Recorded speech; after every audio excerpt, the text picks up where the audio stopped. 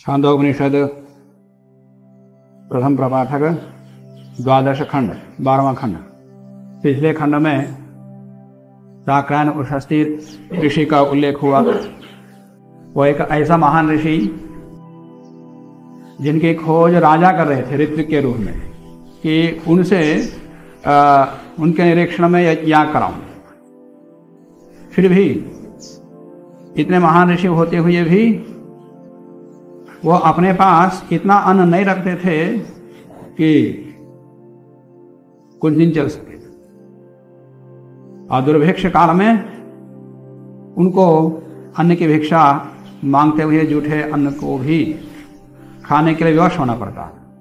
तो उनमें एक तो ध्यान देने योग्य विषय है कि जूठे अन्न को किसी को देना नहीं, देना तो आपद धर्म में, वो भी किसी तत्ववेत्ता को। यह विषय संक्षेप रूप से एक आख्यान के रूप में बताया। अब वो दुर्भिक्ष की अवस्था में इस प्रकार के ऋषि को भी एक दुर्वस्था आ जाती है। उस प्रकार की दुर्वस्था ना आए जिसे परमात्मा से अन्न की प्रार्थना आगे की जा रही है, वो भी एक आख्यान के रूप में, एक कहानी के रूप में। अथातः शौवः उद्गीतः तद्धा बको दाल्भ्यो ग्लावो वा मैत्रेयः स्वाध्यायम् उदवव्राज। अथातः शौवः उद्गीतः। अब अन्न के अभाव में, दुर्भिक्ष में साक्रायन उषस्थि की कहानी बताने के पश्चात अब कुत्तों के द्वारा की जाने वाला उद्गीत गान के विषय में हम बता। शौवः माने श्वन संबंधी, श्वन शब्द से तद्धित अन्न प्रत्यय होता, शौवः बन जाता। तो शौवः उद्गीतः, कुत्तों के द्वारा गाया गया जो उद्गीत गान है, सामगान है, हम उसका वर्णन करते। शाब्दिक अर्थ बता रहा। तद्धा, एक बार ऐसा हुआ कि बकः दाल्भ्यः ग्लावः मैत्रेयः, एक वक्ता, बकः माने वक्ता, बक बक बोलते हैं, मैंने गप करने वाला, कुछ कुछ लप लप कर करे, तो यहां पे बका माने बोलने वाला। दाल्भ्यः, दल्भ ऋषि का गोत्र वाला, और या दल्भ ऋषि का पुत्र, मैत्रेय मित्रा का पुत्र, ग्लाव नाम का एक बालक, या कोई युवा वेद का पढ़ने वाला, स्वाध्यायम् उदवव्राज, स्वाध्याय करने के लिए एकांत स्थान में चला गया। तो फिर क्या हुआ? तस्मै श्वाश्वेतः प्रादुर्बभूव तम अन्ये श्वानः उपसमेत्य उच्चरन् अन्नं नो भगवान् आगायतु अशानायाम वा इति। तो एकांत में गांव से, शहर से दूर जाकर के स्वाध्याय करने के लिए गया और एकांत स्थान में बैठ गया। तो वहां बैठे ऐसा हुआ कि एक सफेद कुत्ता प्रादुर्भाव हुआ उसके सामने, कि श्वेतः श्वा प्रादुर्भाव हुआ, सफेद कुत्ता तो उसके सामने प्रकट हुआ। तो उसके साथ में अन्य कुत्ते भी आ गए। तम अन्य श्वानः उपसमेत्य, अन्य कुत्ते उसके सामने, सफेद कुत्ते के सामने आकर के बोलने लगे कि हम बहुत भूखे हैं, मरने वाले हैं, कि ऐसा सामगान करो कि जैसे कि हमको अन्न मिल जाए। तो वो सफेद कुत्ता बोलेगा कि कल आओ, फिर कल गाऊंगा। वो कहानी आगे चलेगी। अब यहां कुत्ता है क्या, कि कुत्ता कहीं बोलता क्या कि हम भूखे हैं, हमारे कुछ गान करो, और उस गान के माध्यम से देवता प्रसन्न होकर के हमको अन्न दें, फिर हमारी भूख समाप्त हो जाए। ऐसे कोई कुत्ते बोलते। और वो श्वा जो सफेद कुत्ता है, वो सामगान कर सकता है, करते, सामगान करते कुत्ते, नहीं सुना कभी? ओ गान करते रहे, नहीं देखा? कुत्ते सिर उठा करके गान करते लम्बा, तो सामगान तो गान तो है, तो ऐसे सामगान करो कि जैसे कि हमको अन्न मिल जाए। ये बोला। ये कुत्ते की कहानी ब्राह्मण ग्रंथों में, उपनिषदों में, वेद मंत्रों में भी वर्ण आता। तो यहाँ कुत्ता का मतलब कुत्ता ही नहीं होता, क्योंकि कुत्ते में वो शक्ति नहीं, किसी मनुष्य को छोड़ करके किसी भी प्राणी में ऐसी शक्ति नहीं है जो बोल सके, प्रार्थना कर सके, पर वर्णन किया जाता है। कुत्ते का वर्णन अन्यत्र भी आता है। महाभारत में सुना होगा, देखा होगा कि जब सारा युद्ध समाप्त हो जाता है, पांचों पांडव द्रौपदी के साथ स्वर्ग के लिए चल पड़ते जाते, पर जंगल में जाते, फिर अंत में पहाड़ पर चढ़ते, पहाड़ पर चढ़ते चढ़ते सब एक आदमी सब गिर जाते, अंत में दुर्योधन ही अंतिम स्वर्ग तक पहुंच जाता। हाँ, युधिष्ठिर, मैंने क्या बोला? युधिष्ठिर पहुंच जाता। तो सबसे पहले कौन गिरता है? द्रौपदी गिर जाती, फिर नकुल, सहदेव, अर्जुन, भीम, एक सब गिरते जाते। मतलब ये स्वर्ग में पहुंचने योग्य नहीं है। धर्म का पालन तो किया युधिष्ठिर एक ही, तो युधिष्ठिर पहुंचा, पर युधिष्ठिर के साथ में कुत्ता भी पहुंचा। 7 लोग गए थे स्वर्गारोहण के लिए, तो 5 पांडव, एक द्रौपदी 6 और एक उनका एक पालतू कुत्ता, तो ये 7 चल पड़े थे। तो युधिष्ठिर के साथ साथ में कुत्ता भी स्वर्ग में पहुंच गया था। तो क्या है, ये जो नीचे गिर के मर गए, उनसे ज्यादा पवित्र था वो कुत्ता जो स्वर्ग में चढ़ने योग्य हो गया। तो उस कहानी में यह दिखाया था, महाभारत में आता है, तद धर्मराजस्य वचो निशम्य धर्म स्वरूपी भगवान उवाच। माने तद धर्मराजस्य वचो निशम्य, धर्मराज युधिष्ठिर के वचनों को सुन करके कुत्ते ने बोला। कैसा कुत्ता? धर्मस्वरूपी कुत्ते ने बोला। ये कुत्ते का विशेषण है, धर्मस्वरूपी माने धर्मरूपी कुत्ते ने बोला। तो वहां कुत्ता मतलब कुत्ता नहीं है जो पहले श्वा श्वा कह करके कुत्ते के रूप में वर्णन हुआ था, वो कुत्ता नहीं था, धर्म था। तो वहां धर्म को श्वा कह दिया, कुत्ता कहा। तो धर्म को कुत्ता क्यों कहा? कुत्ते में विशेषता क्या है? स्वामी भक्त। उसको भूखा रखो, मरेगा पर स्वामी को छोड़कर नहीं जाएगा। देखा, पालतू कुत्ता जिसको पाला जाता है छोटे बचपन से, कोई गुस्से में है या किसी कारणवश स्वामी नहीं रहा, कुछ भी हुआ हो, उसको भोजन नहीं दिया गया हो, वो भागेगा नहीं, मरेगा वहीं पर। स्वामी भक्त के कुत्ते से बढ़कर का और कोई प्राणी नहीं है। स्वामी के साथ साथ वो मरेगा, पर स्वामी को नहीं छोड़ेगा। धर्म भी ऐसा ही है, आत्मा के साथ जब तक धर्म का फल नहीं दे तो धर्म आत्मा को नहीं छोड़ता। धर्म भी अधर्म भी है, पर यहां धर्म का उल्लेख है, उस धर्म को कह दिया। जब तक धर्म अपना फल नहीं देता तब तक आत्मा को नहीं छोड़ता। तो युधिष्ठिर भी अपने शरीर को त्याग करके अंत में आत्मा के साथ जब स्वर्ग में पहुंचा तब भी धर्म साथ में था और सब आत्मा के साथ रहता, इसलिए धर्म को कुत्ता कहा। तत्सादृश्य ताच्छब्दम, उसके सदृश जो होता है उसको वैसा ही कहते।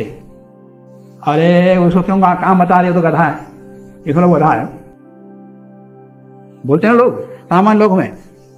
माने कोई मूर्ख है, वो काम समझ नहीं सकता, उस काम को जैसा करना चाहिए वैसा कर नहीं सकता, अरे उसको काम क्यों बता दिया, वो गधा है, इसको गधा हो। सिंह मानव का है, ये मानव का शेर है, शेर है वो। तो वहां शेर का क्या होता है? शूरवीर पराक्रमी, उसका अर्थ ये होता है। और जो राक्षस प्रवृत्ति का दूसरे को मार के खाता है उसको भी शेर कहते हैं, बड़ा क्रूर है। यदि वहां पर किसी क्रूर व्यक्ति के लिए शेर शब्द प्रयोग कर दें, सिंह प्रयोग कर दें, तो वो क्रूर है।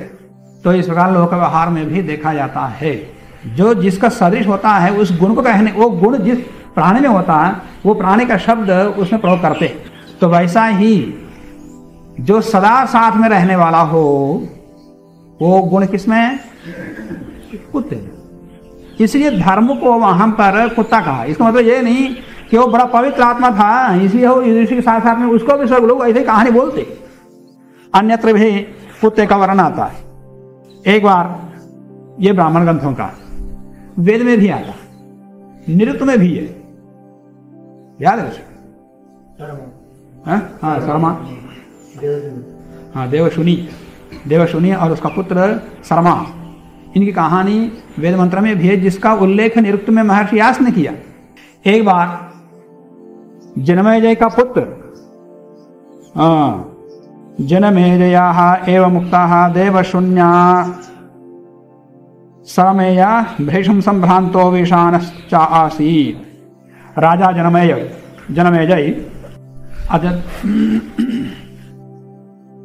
नहीं, महाराजा परीक्षित के पुत्र हैं जनमेजय, और उसके 3 भाई हैं, श्रुतसेन, उग्रसेन और भीमसेन, ये 3 भाई। तो ये जनमेजय एक बार याग कर रहे थे, तो याग करते करते बीच में एक कुत्ते का बच्चा याग मंडप में आ गया। तो जनमेजय के जो 3 भाई हैं, श्रुतसेन, उग्रसेन, भीमसेन, उसके पीछे लग करके डंडा मारते भगा दिया उसको। तो डंडा मारते ही चिल्लाते वो अपने माँ के पास भाग गया। लोग मारते हैं जब बंदर कुत्ते आ जाए तो वैसे ही मार दिया। तो वो कुत्ते का पिल्ला चिल्लाता वो माँ के पास भाग गया। वो है सारमेय और उसकी माँ है देवशुनी। तो देवशुनी ने पूछा क्यों रो रही हूँ, क्यों रो रहा है? वो वहां गया था, वो उन्होंने मुझे मार दिया।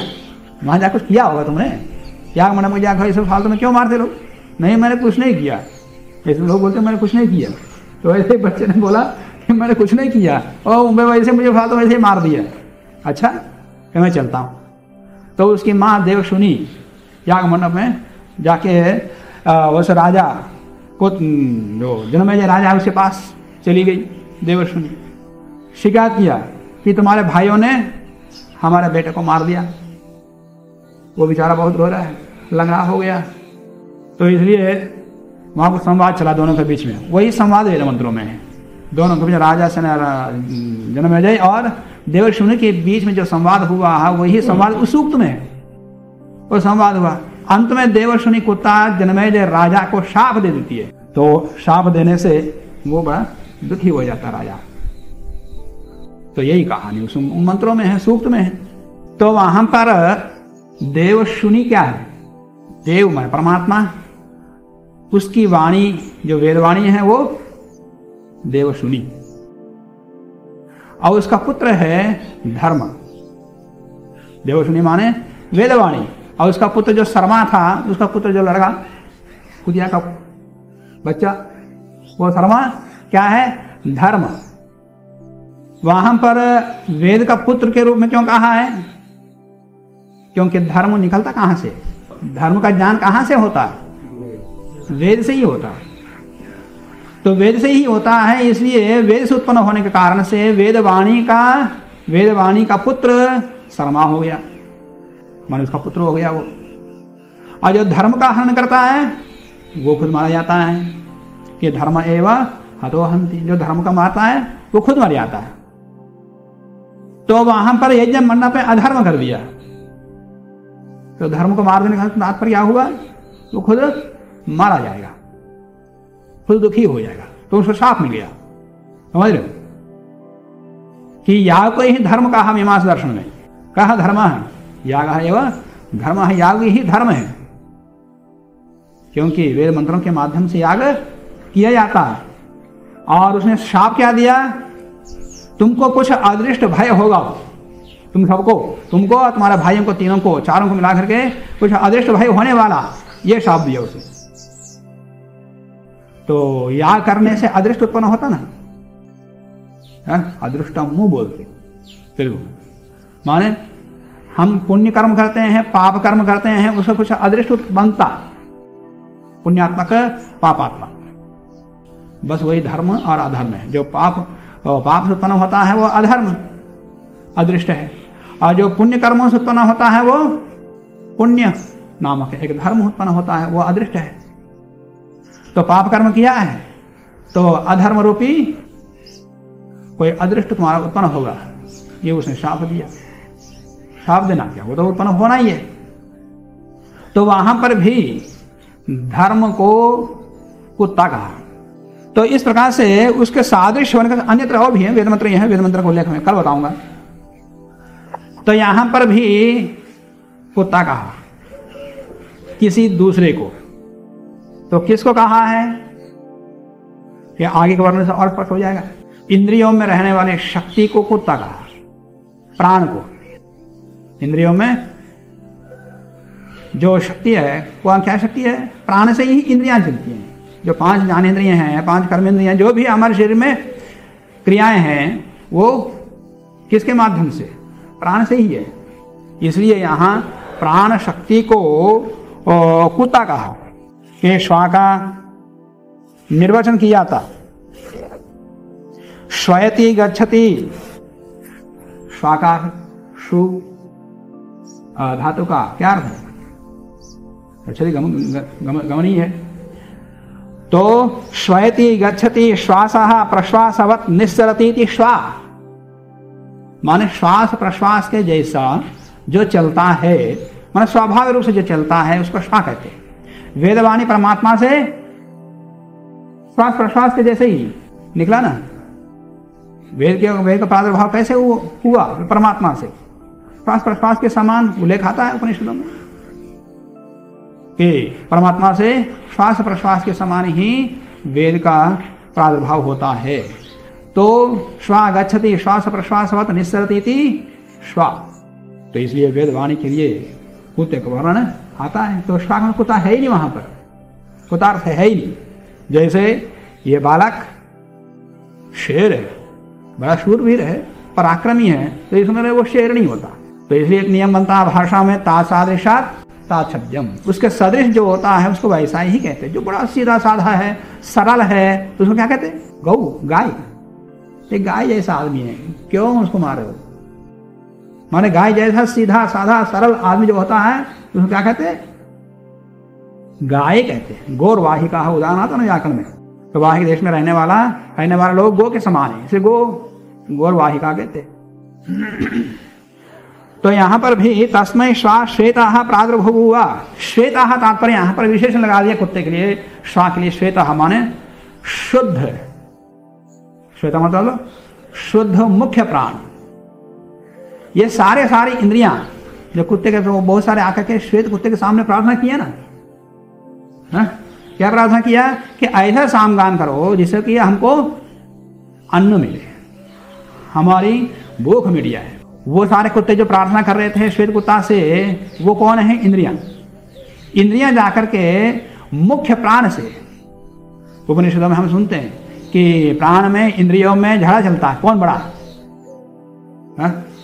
यहां उपनिषदों में शैली ये देखी जाती है, ऋषि सीधा नहीं कहता कि इंद्रियों में प्राण बड़ा है, ऐसा सीधा नहीं कहता। वो कहानी के माध्यम से उसके मुंह से कहलवाता। जो ऋषि स्वयं कहना चाहता है उसको इंद्रियों के माध्यम से कहता। तो इंद्रियों में झगड़ा कराता है कि इंद्रियां सब लड़ती हैं कि मैं बड़ी हूं, मैं बड़ी हूं, मैं बड़ी हूं। तो अंत में प्राण बोलता है कि मैं बड़ा हूं। अच्छा तुम कैसे बड़े, कि मेरे बिना तुम बोलो, मेरे बिना तुम देखो, ऐसा सब बोले। अच्छा ऐसा ठीक है, तुम ही लोग बड़े, मैं मान लेता हूं, तुम ही लोग बड़े हैं, इस शरीर में तुम ही लोग राज्य करो, मैं निकल जाता हूं। प्राण निकलने लगता शरीर से, प्राण जैसे शरीर से निकलने लगता है, सारे देखो और तुम जाओ तो सब हम मर जाएंगे सब। अब समझ आया तुमको कौन बड़ा है, कि मैं जब तक हूं तब तक तुम्हारा अस्तित्व है। मैं प्राण शरीर से जैसे ही एक कदम बाहर रखा तुम्हारा प्राण समाप्त। फिर जब प्राण शरीर से निकलने लगा तो सारी इंद्रियां बोलने लगे, हो रुको रुको रुको, तुम ही बड़ा, हम मान लेंगे, तुम्हारे ये आदेश को हम मान लेंगे। तो इस प्रकार से कहानी के माध्यम से जो कहना चाहता ऋषि उनके मुंह से कहते, वो इंद्रियां लड़ती नहीं, बोलती नहीं, ना प्राण बोलता। तो यहां भी ऐसे उनके मुंह से कहलवा रहे हैं जो कहना चाहते, ना उनका मुंह रहता ना वो कहते। तो इंद्रियां जाकर के, कुत्ता माने इंद्रियां जाकर के प्राण से, प्राण मुख्य होता है शरीर में, तो इसलिए इसको श्वेत कहा। श्वेत माने शुद्ध होता है, श्वेत माने मुख्य भी होता है। तो मुख्य प्राण के पास जाकर के इंद्रियां बोलने लगी कि हमारे लिए ऐसा गान करो जिससे कि हमको शक्ति मिले कि हम निर्बल हैं। ये प्राणायाम करो, शक्ति आती है ना, बोलते ना कि इंद्रियां निर्बल हो जाएं तो प्राणायाम करो, पूरे शरीर में शक्ति मिल जाती। तो इसलिए प्राण से प्रार्थना करने लगी इंद्रियां कि हे तस्मयी, उनके सामने, तस्मय मतलब उनके लिए श्वेत कुत्ता प्रकट हुआ। कुछ लोग यहाँ कुत्ते को कुत्ते के रूप में वर्णन कर लेते। ये कुत्ते को कुत्ते के रूप में वर्णन करना उसी प्रकार के मानना वैसा ही है जैसे पंचतंत्र कहानी सुनाने से उनको सत्य मानना। कि पंचतंत्र कहानी में क्या है, जानवर ही तो रहते, तो जानवर राज्य करते, राजा भी जानवर हैं, प्रजा भी जानवर हैं। तो क्या ऐसा ही रहता भाई, शेर राजा रहता है और गिद्ध भी उसको हरा देता है या कुएं में गिरा देता है, क्या ऐसा ही होता? नहीं, को खरगोश भी अपनी बुद्धि से शेर को कुएं में गिराए। ऐसी कहानियां पंचतंत्र में है। क्या वो सत्य है? बालक सत्य तो मानता है और उनका सत्य मानने वाला बालक होता है, मानो मूर्ख होता है। बड़े नहीं मान सकते उसको सत्य। उस कहानी से जो जानने योग्य है वो उसको सत्य मानता है बड़ा, पर कहानी को उसी रूप में जानवरों की कहानी को सत्य मानना ये अज्ञानता का द्योतन है। शंकराचार्य भी यहाँ पर कुत्ता का मतलब कुत्ता प्रादुर्भाव हुआ, इसका तात्पर्य देव या ऋषि कुत्ते के रूप में प्रकट हुए। उन्होंने लिखा देव, देवता लोग या ऋषि लोग। अरे उसके स्वाध्याय करने गया था वो एकांत में, तो उसके सामने कुत्ते के रूप में प्रकट होकर के जो उसको बताना चाहते हैं आके सीधा बता देते। वो अपने आप को सौभाग्यशाली मानता कि देवता मुझे दर्शन दिए, ऋषि महान पुरुष कहीं से आकर के मुझे उपदेश, साक्षात मुझे उपदेश दिया, अपने आप को धन्य मानता। कुत्ते के रूप में आकर क्या उपदेश देते? उसमें कौन सी महानता दिखाई दे रही है? कि वो उन्होंने ऐसे ही लिखा कि देवता या ऋषि लोग कुत्ते के रूप में प्रकट होकर के ऐसा संवाद करने लगे उस स्वाध्याय करने वाले के सामने। पर उसके यथार्थ जान करके प्रकट करते, कितना बड़ा रहस्य है। जो स्वाध्याय करने गया था वो कौन है? वो आत्मा है। स्वाध्याय मतलब पुस्तक लेकर के पढ़ना स्वाध्याय नहीं है। स्वा का मतलब है आत्मा, अध्ययन माने चिंतन, आत्मा का चिंतन करने वाला योगाभ्यासी।